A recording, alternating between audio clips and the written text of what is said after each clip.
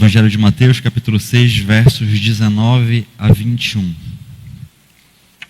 Não acumuleis para vós outros tesouros sobre a terra, onde a traça e a ferrugem corroem, e onde ladrões escavam e roubam. Mas ajuntai para vós outros tesouros no céu, onde traça nem ferrugem corrói, e onde ladrões não escavam nem roubam. Porque onde está o teu tesouro, aí estará também o teu coração. Senhor Deus, nós te agradecemos por essa manhã, por estarmos reunidos aqui para estudar, aprender um pouco mais da tua palavra. Pedimos que o Senhor nos ilumine, nos dê direção e que possamos obter desse texto o significado que o Senhor intentou dizer ali no teu contexto e tirar lições práticas para as nossas vidas, a fim de servirmos como instrumento para a glória do Senhor. Teu Espírito Santo possa dirigir-nos nessa manhã, é o que te pedimos, Pai. Em nome de Jesus, amém. Essas palavras que nós lemos agora foram proferidas, ensinadas por Cristo, na ocasião do Sermão do Monte. No Evangelho de Mateus, o Sermão do Monte está contido do início do capítulo 5 até o final do capítulo 7. Provavelmente o Sermão do Monte foi proferido, foi um discurso feito por Cristo na primavera do ano 28 da era cristã. O Senhor Jesus, como os irmãos podem deixar as Bíblias abertas, a gente vai frequentemente fazer algumas remissões a outros textos. Os irmãos podem ver aí no capítulo 4 que Jesus havia sido tentado pelo diabo, ali naquele deserto, perto do Rio Jordão, e então ele passou a escolher os 12 discípulos dele. Ele realizou diversas curas, diversos milagres, e aí então no final do capítulo 4, os irmãos podem ver que Jesus estava na Galileia, ensinando nas sinagogas, pregando a respeito do Evangelho do Reino e curando toda sorte de doenças e enfermidades do povo, e já havia uma certa quantidade de pessoas o seguindo. O ministério de Jesus não era mais anônimo, Jesus não era mais desconhecido nessa época. O texto fala que numerosas multidões da Galileia, Decápolis, Jerusalém, da Judéia e da além do Jordão o seguiam. Então o Senhor Jesus já estava acompanhado, além dos seus discípulos, que já haviam sido escolhidos, dessa multidão, vinda tanto da Palestina, ali da região de Israel, como da além do Jordão, fora da Palestina também. Então, em determinada ocasião, o Senhor Jesus se dirige para esse monte ali na região da Galileia, perto de Cafarnaum. Cafarnaum era uma importante cidade ali da Galileia, e ele sobe e se assenta para ensinar, como era costume naquele tempo. Então, próximo dele ficam os discípulos, mas as multidões não se dispersam, elas continuam lá ouvindo o mestre. Então, naquela ocasião, naquele monte perto de Cafarnaum, o Senhor Jesus profere, discursa esse sermão que talvez seja o sermão mais importante da história. Nunca foi proferido um sermão como este, o Sermão do Monte. E esse sermão, irmãos, ele pode ser dividido em 3 partes principais. A primeira parte é essa que vai do capítulo 5, verso 2, até o verso 16. Nessa primeira parte do Sermão do Monte, o Senhor Jesus fala a respeito do caráter do cidadão do reino. O tema principal do Sermão do Monte é o Evangelho do Reino. Então tudo que ele trata aqui nesses versos, nesses capítulos, esses 3 capítulos de Mateus, é a respeito do reino. E nessa primeira parte ele fala a respeito do caráter do cidadão do reino. Ele trata das bem-aventuranças, esse sumário de como o verdadeiro cristão deve agir. Depois ele fala a respeito dos discípulos como sal da terra, como luz do mundo. A segunda parte vai do verso 17 do capítulo 5 até quase o final do Sermão do Monte, até o 7:12. É a maior parte. Ele fala a respeito da justiça do reino. Ele já tratou a respeito do caráter que o cidadão do reino deve ter. Ele passa então a falar quais os atos de justiça que o cidadão do reino deve praticar, deve agir na prática.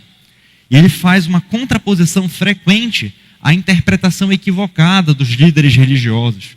Essa interpretação cheia de costumes, cheia de tradições, que deturpava a própria lei dada por Deus. E na última parte, a menor, no finalzinho já do Sermão do Monte, do versículo 13 até o 27, o Senhor Jesus faz uma exortação, uma convocação para que aqueles que o ouvem adentrem ao reino dos céus. E as suas ovelhas reconhecem a sua voz e o seguem. Aqueles que foram escolhidos por Deus iriam poder discernir espiritualmente aquelas verdades e adentrar ao reino dos céus. Essa porção que nós lemos agora, que nós vamos estudar hoje, ela faz parte da segunda porção do Sermão do Monte. Fala a respeito da justiça do reino. O Senhor Jesus aí no capítulo 6 está falando justamente isso. Ele fala a respeito da prática da justiça. Ele fala como se deve dar esmolas, como se deve orar, como se deve jejuar. Faz a contraposição ao que os fariseus faziam. Eles buscavam exercer a justiça para serem vistos. E o Senhor Jesus fala como nós devemos agir. E então ele passa a falar a respeito dos tesouros, dos 2 tesouros, aí nos versos 19 a 21. Ele continua falando isso até o verso 34. Faz parte do raciocínio, a perícope total dele. Só que em função do nosso tempo, dos nossos objetivos dessa manhã, nós vamos nos fixar somente nesses 3 versos, 19 a 21. Esses 3 versos também podem ser subdivididos. Repare que o Senhor Jesus, no verso 19, ele começa com uma proposição negativa. Ele fala, não ajunteis. No verso 20, ele faz uma proposição adversativa, positiva. Mas ajuntai. E ele termina com uma conclusão no verso 21. A ideia central desse texto, se nós pudéssemos sumariar, resumir o que ele trata nesses 3 versos, é essa aqui. A prioridade na vida do cristão deve ser o serviço no reino de Deus. Se nós pudéssemos resumir em uma frase a ideia, o objetivo que Jesus teve quando falou esses 3 versos, a gente poderia resumir com essa frase. A prioridade na vida do cristão deve ser o serviço no reino de Deus. Vamos analisar o texto então, para que nós possamos chegar a essa conclusão juntos? Repare que ele começa falando, não acumuleis para vós outros tesouros sobre a terra. A palavra tesouros ali no contexto de Jesus tem praticamente o mesmo significado que ela tem para nós hoje. Tesouros, no original, era o lugar onde você guardava coisas preciosas. É onde você mantém aquelas coisas que são valiosas. Então o Senhor Jesus, usando essa palavra no original, ele deu para ela o mesmo significado que nós temos dado para ela hoje. E o que ele quis dizer com tesouros na terra? Não acumuleis para vós outros tesouros sobre a terra. Tesouros na terra deve ser entendido como toda sorte, todo tipo de bens materiais, mas também imateriais, relacionados a este mundo. Diversos exemplos poderiam ser dados, meus irmãos. O dinheiro na conta bancária, aplicações, imóveis, automóveis, joias, como exemplos de bens materiais. Mas nós fazemos bem em dar uma interpretação para esse texto, para também incluir os bens imateriais, já que nós sabemos qual é o objetivo do autor, do nosso mestre que ensinou. Então poderíamos incluir aí também como tesouros nesse mundo, cargos, posições, títulos acadêmicos, honrarias. Então, o Senhor Jesus, parafraseando o que ele falou, ele estava dizendo o seguinte: não ajuntem bens materiais e imateriais relacionados a esta vida. E ele dá 2 razões para que nós não ajuntemos isso nessa nossa breve vida aqui na terra. A primeira razão é a efemeridade desses bens materiais. Ele fala que a traça e a ferrugem corroem. Quando ele fala de traça e ferrugem, ele não está se referindo só à atuação do inseto, daquele bichinho que destrói o papel, que destrói o tecido, e nem à ação da oxidação, a atuação do tempo nos metais, mas ele está tratando aí de todos os processos que levam os tesouros nesse mundo a diminuírem o seu valor e a finalmente deixar de servirem a seus propósitos. Diversos exemplos poderiam ser dados. O envelhecimento natural das coisas, o desgaste que os objetos têm aqui, a perda do crédito. Então, o Senhor Jesus, a primeira razão que ele dá é o seguinte: não acumulem bens materiais e imateriais relacionados a esse mundo, porque eles são efêmeros, porque eles vão passar. E meus irmãos, mesmo se você pensar agora num bem material, durável, e falar, não, esse bem ele vai durar a minha vida toda aqui na terra, mesmo assim ele é efêmero, porque você só vai poder desfrutar dele durante a sua breve e temporária vida aqui na terra. As Escrituras nos lembram constantemente o como é breve a nossa passagem aqui. É como uma onda, né? Ela se forma e logo se desfaz, como a névoa, como um piscar de olhos. É rápido que a gente passa aqui nessa terra. Então, mesmo se você pensar no bem mais durável possível, ele é efêmero, porque ele vai servir para você durante a sua breve vida aqui na terra. E essa é a primeira razão que o Senhor Jesus dá. Não vale a pena passar uma vida acumulando bens materiais, porque eles são efêmeros. E a segunda razão é a sua vulnerabilidade. E ele exemplifica aí. Ladrões escavam e roubam. A segurança que os bens materiais nos dão aqui na terra é falsa.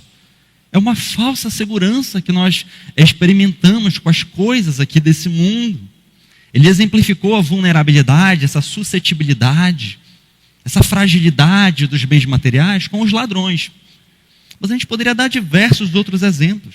A inflação, às vezes alta, que alguns governos impõem e que fazem uma quantidade de dinheiro praticamente evaporar. Impostos opressivos que determinados governos podem cobrar. Falência, crise no mercado de capitais. Gastos em função de prolongadas doenças inesperadas. Você não esperava ficar doente, às vezes tem que gastar todos os seus recursos, vender os seus bens por causa de doenças, desastres naturais, acidentes, descrédito, demissão. Vários exemplos poderiam ser dados para demonstrar, além dos ladrões escavarem e roubar, a vulnerabilidade. Então o Senhor Jesus está ensinando aí, mais uma vez parafraseando, completando a frase: não gastem a vida de vocês ajuntando bens materiais, mas também imateriais, relacionados a esse mundo. Por quê? Porque eles são efêmeros e porque eles são vulneráveis. Mas, meus irmãos, nós precisamos fazer uma pergunta aqui nessa manhã. Quais são as decorrências práticas dessa afirmação feita por Cristo? Tudo bem, nós entendemos, até parafraseamos o que o Senhor Jesus falou.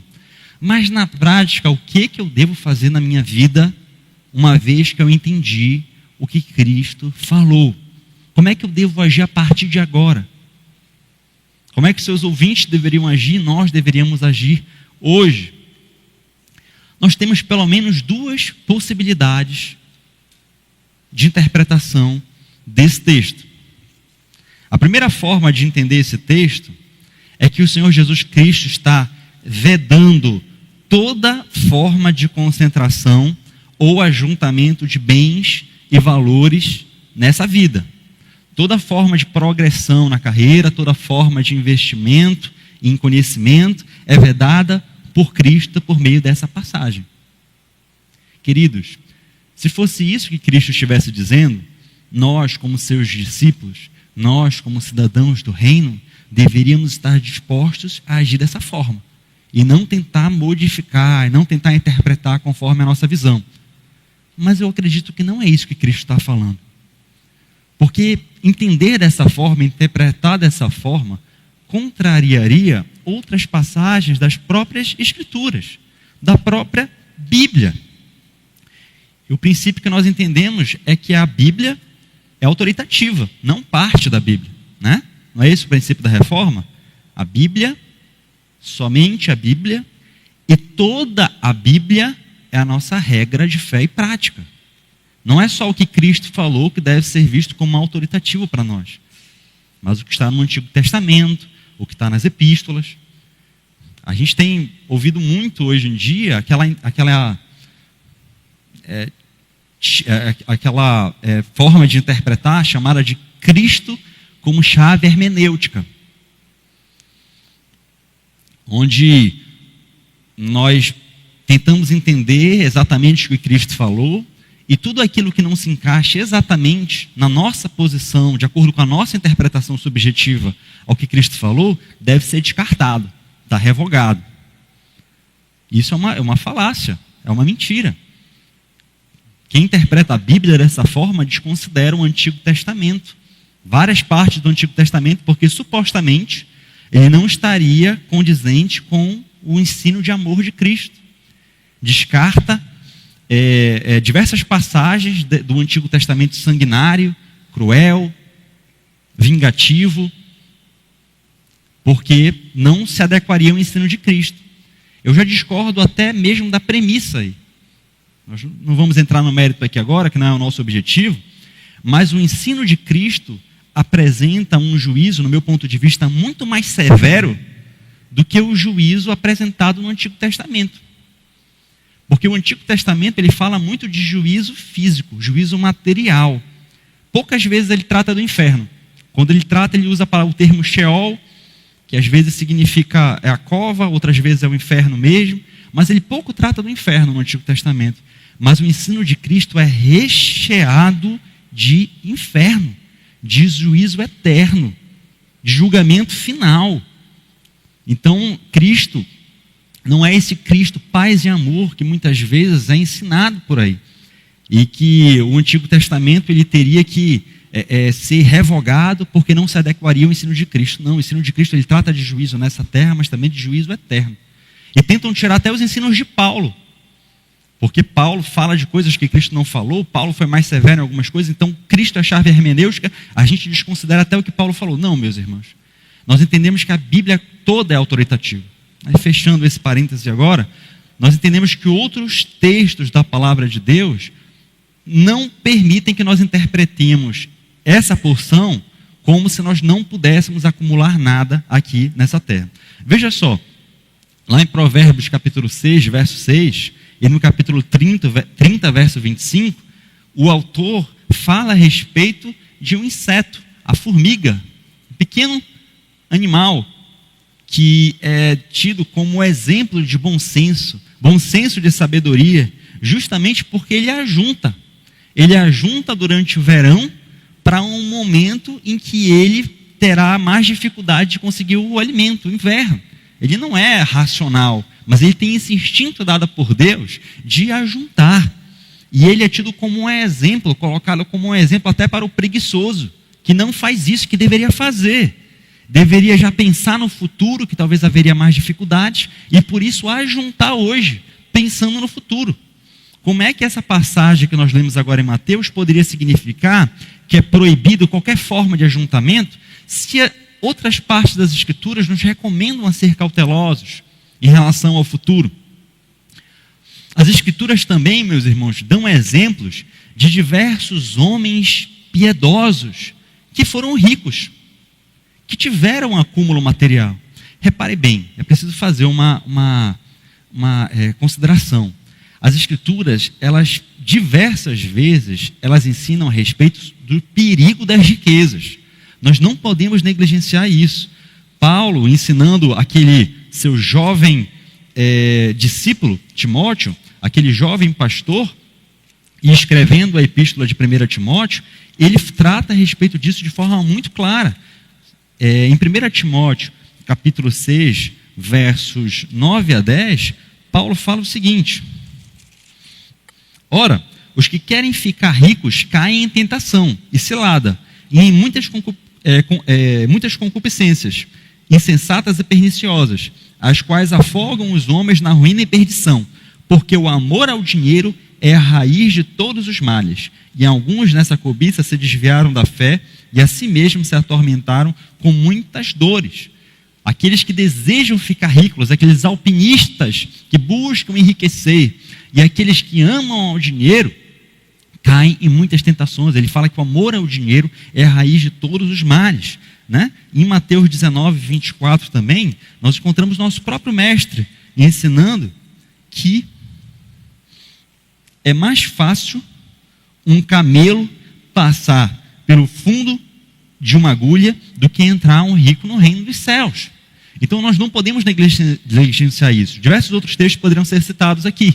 As riquezas, o amor ao dinheiro e essa vontade de ficar rico são colocadas pelas Escrituras como algo perigoso. Contudo, as Escrituras em nenhum momento tipificam a riqueza como um ato pecaminoso. Nós não vemos em nenhuma parte das Escrituras o ensino de que assim como o adultério, a cobiça, a idolatria, a riqueza é algo pecaminoso em si. Não, nós não encontramos isso, né? E aí eu quero dizer o que eu coloquei em cima. Existem diversos homens piedosos que foram ricos. Os pais da fé, todos eram homens de muitas posses. Lá em Gênesis capítulo 13, 2, encontra, dizendo que Deus abençoou Abraão de forma que ele enriqueceu muito. O seu filho Isaac também, o mesmo termo é usado para Isaac. Jacó, José, foi colocado como segundo abaixo de Faraó no Egito. Daniel, governador de toda a província da Babilônia, um homem poderoso e rico também. Davi e todos os demais reis piedosos eram homens que tinham uma acumulação de recursos. Esses todos exemplos do Antigo Testamento. No Novo Testamento nós temos também diversos exemplos de homens piedosos que tinham recursos materiais.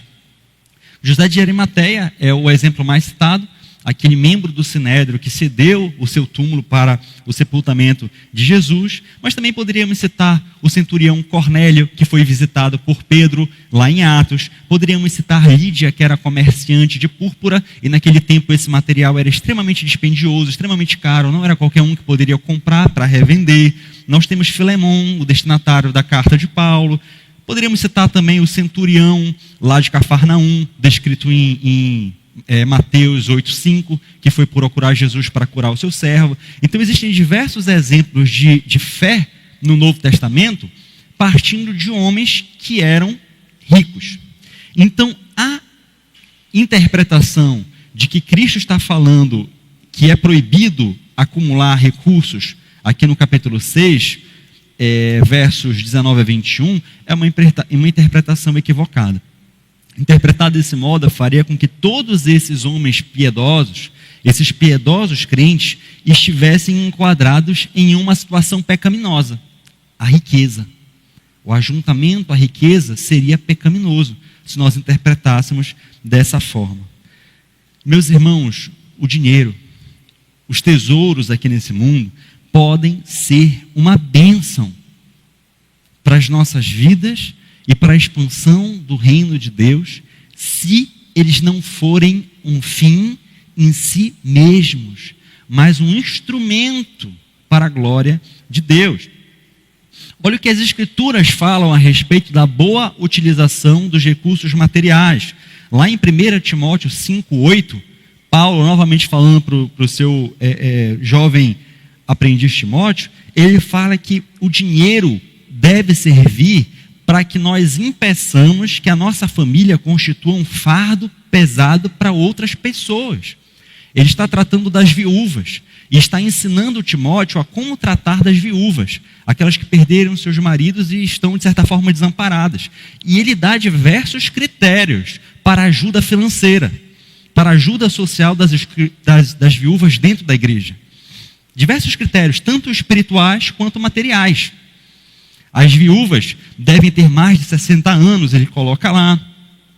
E outro critério que ele fala é o seguinte: não devem ter filhos ou netos, porque a responsabilidade de auxílio financeiro é primeiro da família e só depois da igreja.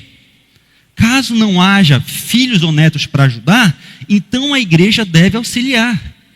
Então, quer dizer, os filhos e netos devem buscar ter recursos financeiros para que os seus familiares, e obviamente por decorrência, por interpretação expansiva, eles mesmos não sirvam de fardo pesado para os seus irmãos da igreja. Nós devemos utilizar o dinheiro para isso, para manter as nossas necessidades dos nossos familiares. É óbvio, irmãos, que existem diversos momentos inesperados, circunstâncias na vida da comunidade da fé, que nós não podemos fazer isso. Né? Situações pontuais, ocasiões de desemprego, situações inesperadas. Então a comunidade da fé deve auxiliar. E é justamente isso que as Escrituras falam também em diversos outros textos. Em Provérbios, em Atos, em Romanos. O dinheiro, além de servir para ajudar os nossos familiares e a nós mesmos, para que nós não servamos como fardo para os outros, ele deve servir para que nós auxiliemos aqueles que precisam, que estão numa situação excepcional, temporária, e que precisa naquele momento, doença, enfermidade, desemprego, alguma situação dessa natureza. Então, o dinheiro deve servir para isso. Mas também as Escrituras ensinam que certa forma de acumulação das riquezas deve servir para estimular a expansão do reino de Deus, tanto na própria pátria como no estrangeiro. Você deve ter recursos tanto para se sustentar e um pouco mais para investir na pregação do Evangelho, no ministério da palavra, na sua cidade, no seu estado, no país e no mundo, a ajudar os missionários, aqueles que estão no fronte de guerra espiritual, levando o Evangelho para nações não alcançadas, aqueles que estão consolidando a igreja nas suas cidades. O dinheiro deve servir para isso. Então não devemos entender dessa forma, irmãos. Essa primeira forma de interpretação é uma forma, no meu ponto de vista, equivocada. Cristo não está, ao falar, não ajunteis para vós outros tesouros nessa terra, ele não está dizendo, não tenham nenhum tipo de reserva. Não tenham poupança, não tenham imóvel, não tenham carro, só tenham uma roupa do corpo e só o pão do dia. Não é exatamente isso que Cristo está falando, porque outras porções das Escrituras dizem que nós devemos utilizar os recursos para impedir que nós e os nossos familiares sirvamos de peso para os outros. A Bíblia ensina que nós devemos usar recursos para ajudar quem precisa, e a Bíblia também ensina que nós devemos investir na obra da expansão do reino de Deus, na nossa localidade e no exterior também. Meus irmãos, então qual é a forma certa de entender o que Cristo falou aí? Eu creio que a segunda possibilidade é essa. Cristo está falando a respeito da concentração ou ajuntamentos de tesouros nesse mundo que tira a nossa prioridade, tira a nossa esperança e a nossa confiança de Deus e as coloca nesse mundo. Esse frenesi, essa ansiedade, essa paixão por um acúmulo de tesouros, esses bens materiais e imateriais, que nos faz esquecer da realidade da eternidade e fixar os nossos sonhos e esperanças aqui só, aqui nesse mundo. Irmãos, essa interpretação é mais condizente com a própria continuação do texto. Aí no verso 21, o Senhor Jesus, na conclusão, ele fala: porque onde está o teu tesouro, aí estará também o teu coração. O Senhor Jesus está ensinando. Você quer saber se você está acumulando tesouros na terra ou no céu? Tem um teste. Onde está o teu coração? E o que é coração, irmãos? No Novo Testamento, coração, é óbvio, não se refere ao órgão que bombeia sangue. O coração tem um sentido de centro da nossa vida física e espiritual. Se refere muitas vezes também à alma, à mente, à fonte e assento dos nossos pensamentos, das nossas paixões, dos nossos desejos mais profundos. os apetites, as afeições, os esforços. Muitas vezes faz referência também a caráter, a vontade. Então, coração aí é a vontade mais profunda, os objetivos mais interiores, aquelas desejos, aquelas paixões. O que Cristo está falando então é o seguinte: você quer saber onde estão as suas riquezas, os seus tesouros verdadeiros? Verifique onde está a sua paixão. Acorda pensando no quê? Vai dormir pensando em quê? As suas ansiedades, os seus medos, os seus projetos, objetivos estão relacionados a este mundo, a esse sistema de coisas aqui, a crescer nos olhos dos homens, ou então ao reino dos céus. Alguém ajunta tesouro na terra, irmãos, quando seus propósitos de vida, suas prioridades, o centro das suas afeições e dos seus esforços estão aqui, estão nesse mundo, seguindo esse sistema mundano, que é retratado por João, lá na primeira epístola de João, capítulo 2, 16, como a concupiscência da carne, a soberba da vida e a soberba dos olhos. Então, irmãos, do meu ponto de vista, é isso que Cristo quis dizer aí. Não ajunteis para vós outros bens materiais ou imateriais relacionados a esse mundo, porque eles são vulneráveis e passageiros. Não coloquem as suas esperanças, os seus desejos, os seus objetivos mais intensos, mais verdadeiros, toda a sua ansiedade aqui nessa vida, porque isso tudo vai passar, porque é tudo muito inseguro. Tudo depende muito de circunstâncias que você não pode controlar. As coisas vão se desfazendo e você vai vendo o envelhecimento. E aquilo que você às vezes dedicou toda uma vida para conseguir, vai escorrendo pelas suas mãos. Investir a sua vida na aquisição, na acumulação de tesouros nesse mundo é como construir um castelo na areia. A maré vai subir e a onda vai vir e vai quebrar na praia, destruindo tudo aquilo que se passou uma vida para acumular. Cristo ensina isso nessa primeira proposição negativa. Não apostem a vida de vocês nesse mundo. Não dediquem as suas horas nobres, suas horas mais valiosas, seus maiores sonhos para cá. Porque vocês vão se arrepender, mais cedo ou mais tarde. É isso que Cristo nos ensina por meio dessa primeira proposição. Mas a segunda proposição, a adversativa, positiva, o Senhor Jesus fala: mas ajuntai para vós outros tesouros no céu, onde traça nem ferrugem corrói, e onde ladrões não escavam nem roubam. Irmãos, tesouro na terra são bens materiais e materiais relacionados a esse mundo. Tesouros no céu, o que são então? Nós podemos entender como as bênçãos que nos foram reservadas no céu, portanto são celestiais, mas que nós já podemos começar a experimentar aqui na terra. Diversos exemplos poderiam ser dados também. O privilégio de servir no reino o nosso Senhor. A nossa posição como pecadores regenerados, perdoados. O nosso relacionamento íntimo com o Pai Celestial, que aproximará ainda mais na eternidade. A certeza dos nossos nomes estarem escritos no livro da vida. A certeza da salvação. As futuras boas-vindas, aquelas mansões celestiais. E mais que isso, ao coração do nosso Salvador. A participação plena na paz de Cristo, mesmo diante das adversidades e dos problemas. Irmãos, acumular tesouros nos céus é viver a vida aqui na terra sob a perspectiva da eternidade. Tem uma relação muito próxima com o que Cristo vai falar na continuação do discurso, ali no verso 33, quando ele fala da ansiosa solicitude pela vida.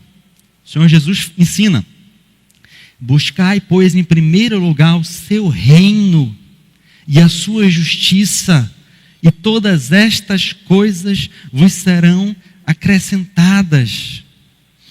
Como acumular tesouros nos céus? Eu entendi o que Cristo falou. E eu não quero desperdiçar essa minha vida construindo um castelo de areia.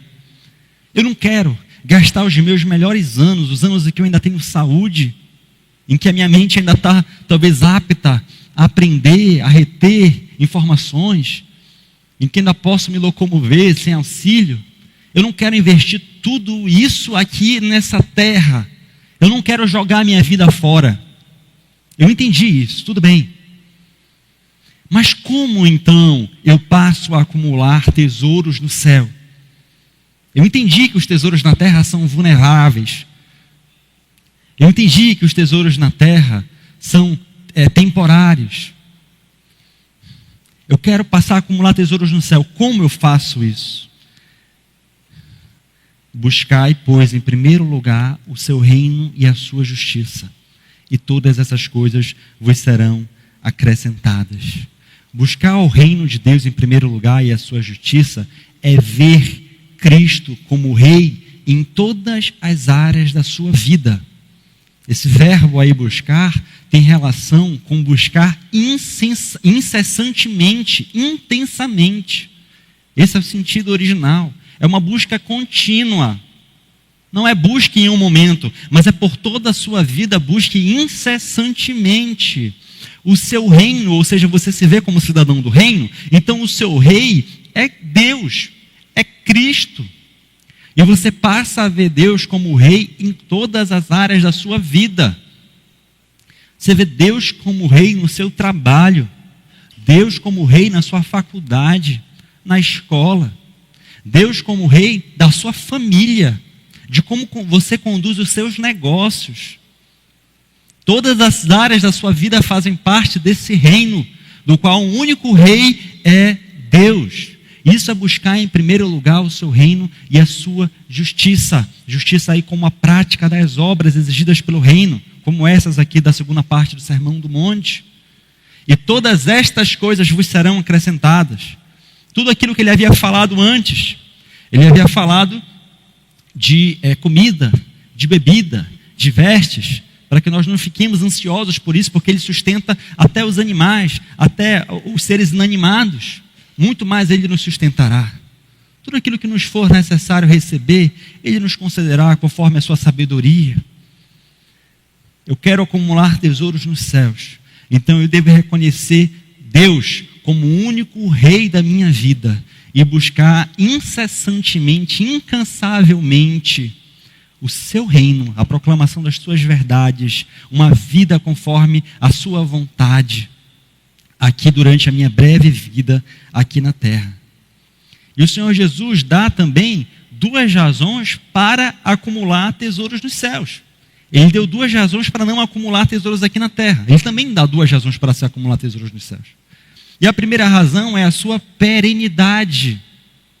Não é temporário, que nem um tesouro na terra, mas as Escrituras ensinam em diversas porções que os tesouros do céu são eternos. Lá em Salmos 89, 33 e 138, 8, nós aprendemos a respeito da bondade, da fidelidade e da misericórdia de Deus, que jamais terá fim. Nós desfrutaremos não só aqui, mas por toda a eternidade.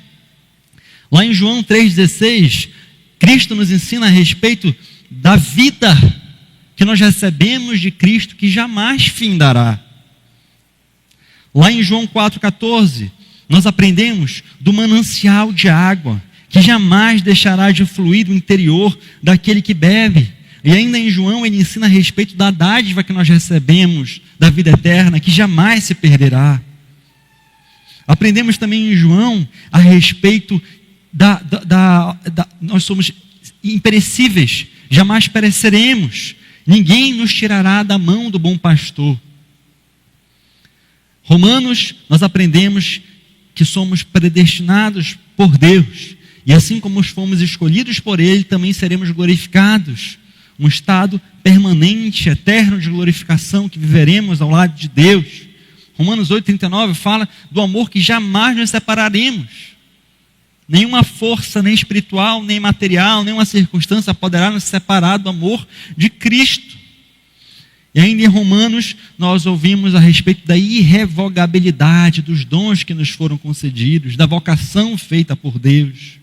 Então, a primeira razão para que nós investamos as nossas vidas nessa empreitada de acumular tesouros nos céus é por causa da sua perenidade, da sua eternidade.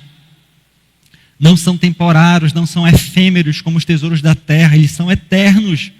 Vale a pena investir a vida, toda a sua vida, em acumular tesouros nos céus, porque eles não passarão. E além disso, Cristo fala a respeito da sua segurança. Eles não são vulneráveis que nem os tesouros da terra, onde os ladrões escavam e roubam. Não. O que está reservado para nós foi reservado por Deus. Lá em 2 Timóteo 2,19, nós ouvimos a respeito do firme fundamento de Deus que permanecerá. E quem manterá é o próprio Deus. E lá em 1 Pedro nós aprendemos a respeito da nossa herança. E quais são as características dela? Ela é incorruptível, sem mácula e imarcessível, que nos está reservada nos céus. Queridos, não vale a pena viver uma vida para acumular tesouros nesse mundo, como aplicações, já terminando esse estudo na manhã, nós podemos ressaltar isso. As nossas maiores preocupações não devem estar relacionadas aos cuidados desse mundo. Teremos uma grande surpresa no último dia, se passarmos a nossa vida construindo esse castelo de areia. E essa surpresa será a onda que tudo destruirá e não nos deixará nada. Nós devemos nos lembrar sempre das advertências feitas por Cristo. Os tesouros desse mundo, eles são temporários, eles são frágeis, e não vale a pena investir neles. Todas as nossas paixões, as nossas ansiedades, os nossos objetivos. Como cidadãos do reino que nós somos, nós devemos nos dedicar ao serviço do Rei, sabendo que Ele suprirá todas as nossas necessidades materiais, buscando incessantemente o seu reino e a sua justiça. E todas essas coisas que ele fala, comida, bebida, o alimento, as vestes, serão por ele acrescentadas. Lembremos sempre, peçamos para que ele possa nos lembrar da perenidade dos tesouros nos céus e da segurança que nós podemos encontrar em todas as promessas feitas pelo nosso Senhor. Que Deus nos abençoe e nos ajude a aplicar essas verdades às nossas vidas. Vamos abaixar nossas cabeças e fazer uma oração. Senhor Deus, te agradecemos por podermos ter exposto esses versos contidos no Evangelho de Mateus. Te agradecemos pelas lições que podemos retirar daí e te pedimos que o Senhor aplique-as aos nossos corações. Não queremos jogar as nossas vidas fora. Não queremos passar essa nossa viagem breve, passageira, aqui nesse mundo, investindo em um péssimo negócio, colocando as nossas ansiedades, nossas preocupações, nossos mais altos sonhos, nossos mais sinceros objetivos na aquisição de tesouros nesta terra. Ajuda-nos, Senhor Deus, a entendermos a vida como ela realmente é. Dar-nos discernimento espiritual para avaliarmos as coisas sob a tua perspectiva. E o Senhor, Deus da eternidade, Deus que criou o mundo, Deus que existe, que é, desde muito antes de todas as coisas terem sido formadas, o Senhor sabe como a nossa vida é temporária, como é passageira. O Senhor sabe, Pai. Ajuda-nos a entendermos as coisas como o Senhor, um pouco mais como o Senhor entende. E não jogarmos a nossa vida fora tentando seguir o curso desse mundo, onde as pessoas acordam e vão dormir pensando em dinheiro, em carreira, em objetivos materiais, em ter mais honra, mais sucesso, mais títulos, e onde isso domina o seu coração, a sua mente, todas as suas aspirações, os seus sonhos. Não queremos ser assim, Senhor, porque sabemos que um dia teremos uma terrível decepção se agirmos dessa forma. Ajuda-nos, Pai, a buscarmos em primeiro lugar o Teu reino e a Tua justiça, fazendo o Senhor Rei sobre todos os aspectos da nossa vida.